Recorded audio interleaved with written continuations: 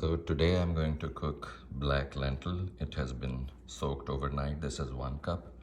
I will be adding 1 chopped onion, 1 chopped tomato.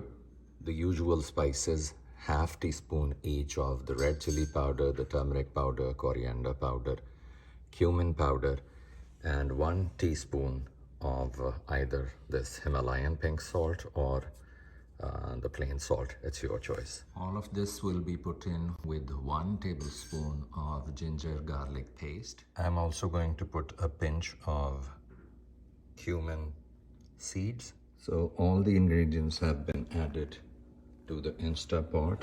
I'm going to add 2.5 cups of water and then give it 12 minutes. That will be it. So I have added 2.5 cups of water. Just make sure to mix it well. 12 minutes on high heat and more pressure.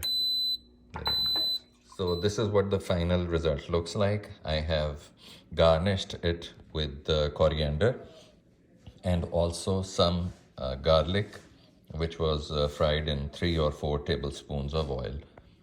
So that's the final result. Thanks for watching.